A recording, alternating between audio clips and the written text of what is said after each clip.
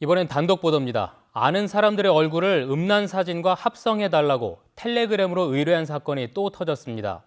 누가 의뢰를 했나 알아보니까 중학교 2학년 남학생이었습니다. 근데 이 학생 처벌도 어려워서 경찰이 2달 동안 입건도 못하고 있다는데 법의 허점까지 이재경 기자가 취재했습니다.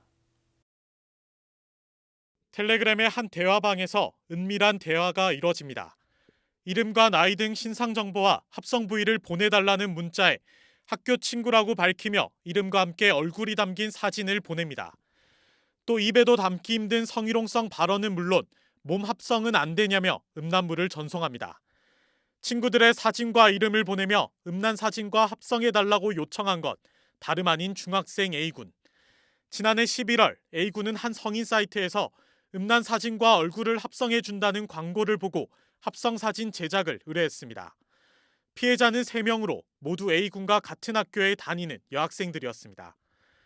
이 같은 내용은 텔레그램 감시단이라고 신분을 밝힌 이들이 SNS를 통해 피해자의 학교 친구들에게 전달하면서 알려졌고 순식간에 학교 전체로 퍼졌습니다. 자기가 잘못이 없는데 자기가 잘못한 것처럼 남들은 그렇게 안 보는데 자기가 그렇게 한 것처럼 시선들이 겁이 나는데 이제 학교가 가기 싫다 하더라고요. 하지만 A군에 대한 처벌은 쉽지 않습니다. 지난해 성폭력 처벌법이 개정됐지만 합성물을 제작하거나 유포한 자에 대한 처벌 규정만 있을 뿐 제작을 의뢰한 사람에 대한 명확한 처벌 규정은 없기 때문입니다. 구체적으로 제작 의뢰까지 한 경우에는 입법적으로 처벌이 좀 어려워 보이는 부분이 있습니다. 그래서 현장에서 좀 혼선이 빚어지고 처벌에 공백이 생긴다는 비판이 나오는 것 같습니다. 이처럼 허술한 법 탓에 경찰에서도 이번 사건 신고가 접수된 지 2달이 다 되도록 입건조차 못하고 있습니다.